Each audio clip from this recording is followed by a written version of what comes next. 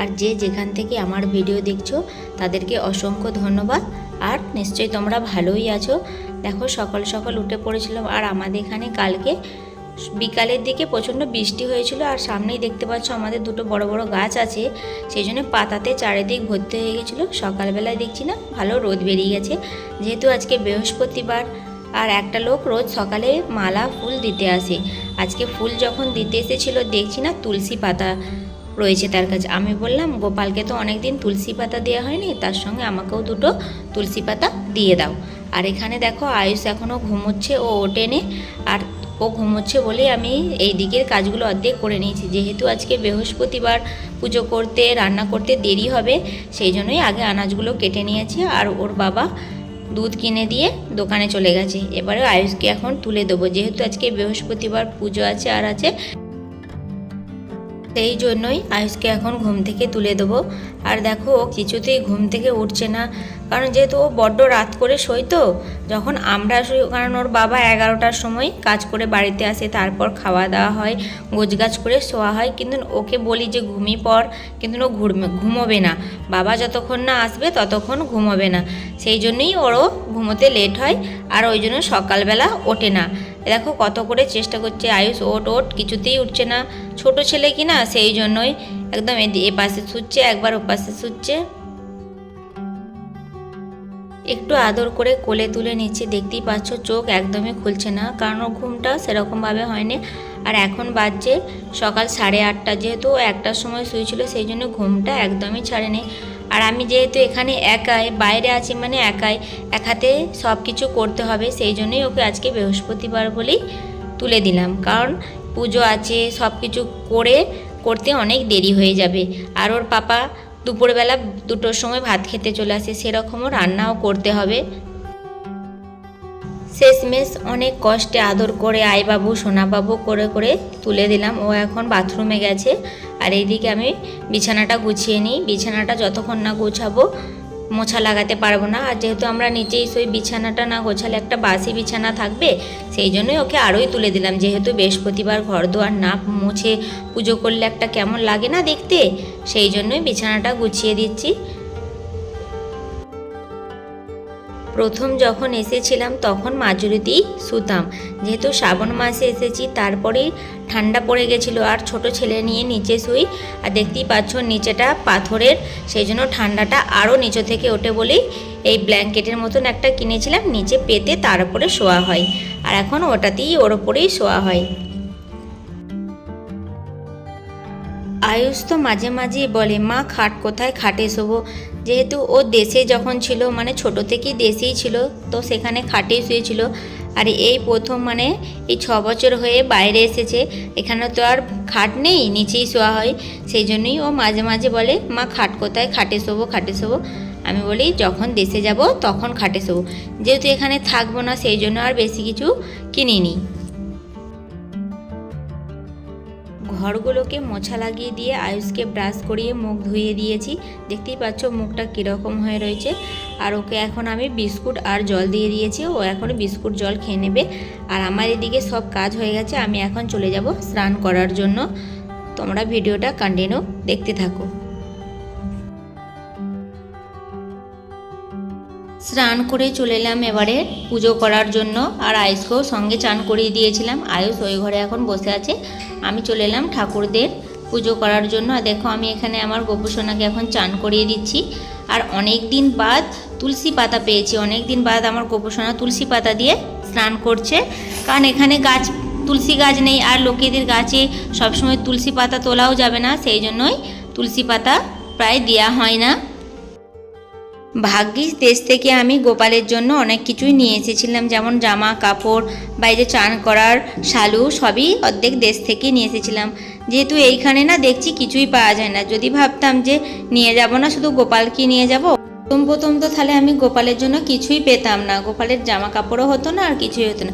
যেহেতু এখানে তেলেগুওয়ালারা, আর তেলেগুওয়ালাদের ঠাকুর আলাদা, আর আমাদের বাঙালিদের ঠাকুর আলাদা, সেই জন্য এখানে দেখছি কিছুই পাওয়া যায় না। ভাগ্যিস অনলাইনেই সব কিছু অর্ডার দিয়ে দিয়েছিলাম, জামা কাপড় সবই এখন অনলাইনেতে চলে আসে, এখন আর কোনো অসুবিধা হয় না। এখন যে এই জামা পরাচ্ছি এটাও অনলাইন থেকেই কিনেছিলাম আমি। দেখো জামা প্যান্ট দুটোই পরিয়ে দিচ্ছি। যখন কিছু অনুষ্ঠান বা কিছু হয় তখন একটু ভালো সুন্দর দেখে জামা পরাই। আর রেগুলারের এরকমই ছোট ছোট হাফ প্যান্ট জামা পরাই আমি গোপালকে। আমার গোপুসোনাকে কেমন লাগছে তোমরা কমেন্ট করে অবশ্যই বলবে। আর একবার কমেন্টে অবশ্যই বলবো রাধে রাধে। তারপর দেখো আমার পুজো প্রায় শেষের দিকে। আর এই যে তুলসী পাতা দিয়ে দিচ্ছি। গোপুসোনা আমার অনেক দিন তুলসী পাতা পায়নি, সেই জন্যই তুলসী পাতা গোপালের বুকে পায়ে সব জায়গাতেই একটু একটু করে তুলসী পাতা দিয়ে দেবো। আর তুলসী পাতা রেখে দেবো, যেহেতু অনেকগুলো গোছা করে তুলসী পাতা দিয়েছে। বলে নাকি তুলসী পাতা কোনোদিনও বাসি হয় না, সেই জন্যই রেখে দেবো। যতদিন না একটু শুকোয় একটা একটা করে গোপুসোনাকে দেবো। যারা আমার প্রতিদিনের ভিডিও দেখো তারা জানবে আমি এর আগের ভিডিওতে মল গেছিলাম, সেখান থেকে এই ধূপটা কিনে নিয়ে এসেছি। বলে নাকি যে আমরা যেই ধূপ ব্যবহার করি সেটা নাকি বাঁশের কাঠি দিয়ে তৈরি হয়। বলে নাকি বাঁশের কাঠি মানে বাঁশ পোড়াতে নেয় পুজোর সময়। সেই জন্যই মল গেছিলাম, দেখতে পেয়ে ভাবলাম যে একটা এরকম ধূপ নিয়ে যায়। আর যেহেতু আজকে বৃহস্পতিবার সেই জন্যই আজকে ঘিয়ের প্রদীপ আর এই ধূপ দিয়েই পুজো করলাম।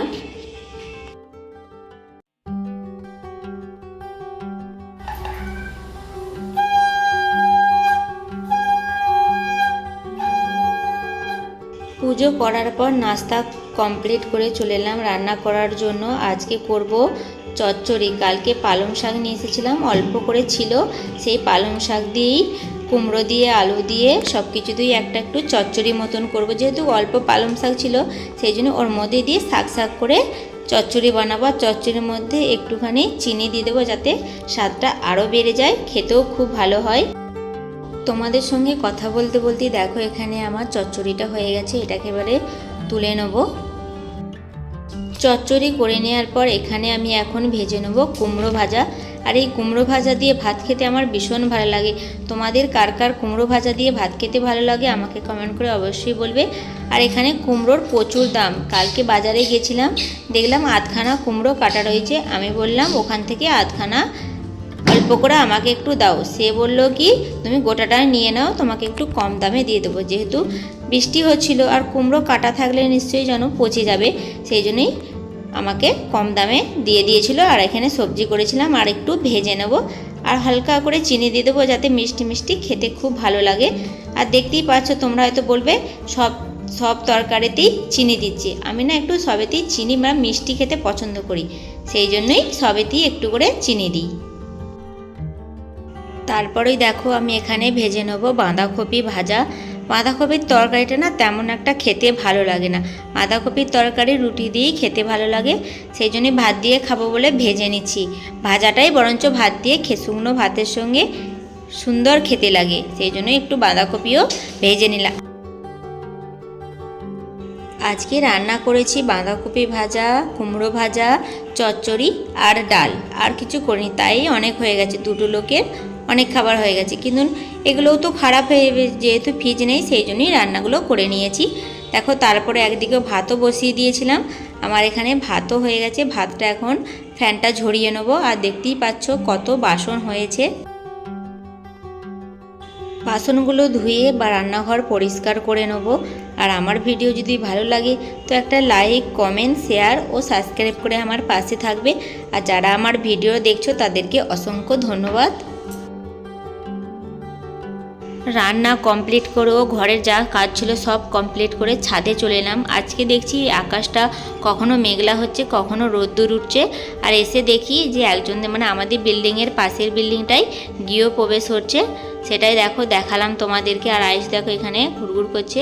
আর ওই যে জামা কাপড়গুলো আছে গুছিয়ে নেবো। আর আকাশটা দেখো কত সুন্দর দেখতে লাগছে, মেঘ ছড়া ছড়া লাগছে আর এত সুন্দর দেখতে লাগছে না।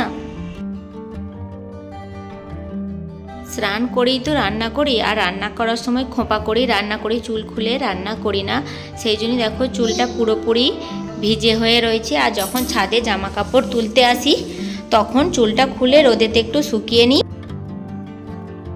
বেশিরভাগ সময়টাই ছাদেতেই জামা কাপড়গুলোকে গুছিয়ে একবারে নিয়ে যাই, কারণ চুলটাও শুকিয়ে যায় আর জামা কাপড়গুলোও এখানেই গোছানো হয়ে যায়। সেই জন্যই একবারে চুলও শুকিয়ে নিই আর জামা কাপড় একবারে গুছিয়ে নিয়ে চলে যাই। আজকে যেহেতু বৃহস্পতিবার সেই জন্যই শাড়ি পরেছি, প্রতিদিন শাড়ি পরা হয় না, এই বৃহস্পতিবার দিনকেই একটু শাড়ি পরি। দুপুরে খাওয়া দাওয়ার পর একদম আর ভিডিও করতে পারিনি, একটু শুয়েছিলাম, আইসকে টিউশনে নিয়ে গেছিলাম, আর বেশি করলে ভিডিওটা বড় হয়ে যাবে, সেই জন্য একদম রাত্রিরে আমি কি করেছি সেটাই তোমাদের সঙ্গে শেয়ার করছি। এই দেখো আজকে রাত্রিরে লুচি আর তরকারি করেছি। তোমাদের দাদাভাই বললো কি আজকে লুচি খেতে মনে যাচ্ছে তো লুচি করো, আর এখানে বলে গেছে কি আটার লুচি করতে, যেহেতু গ্যাস অম্বল হয় সেই জন্যই বললো কি আটার থেকে ময়দার থেকে আটার আজকে লুচি করো।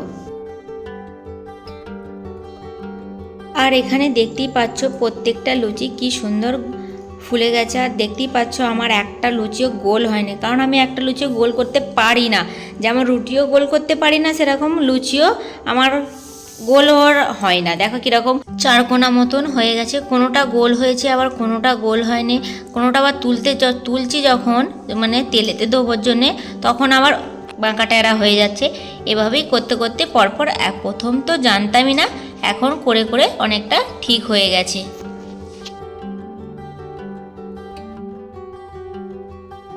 এখানে দেখো আমার সব কিছু তৈরি হয়ে গেছে, লুচিও ভাজা হয়ে গেছে আর তরকারিও হয়ে গেছে। তরকারির মধ্যে করেছি ছোলার ডাল আর কুমড়োর তরকারি। কুমড়োটা বেশি নিয়ে এসেছিলাম, তোমাদের তো প্রথমে বলেছিলাম, আর সেইটারই আজকে অনেক দিন লুচি দিয়ে কুমড়োর তরকারি খাইনি, সেই জন্যই ভাবলাম আজকে করি।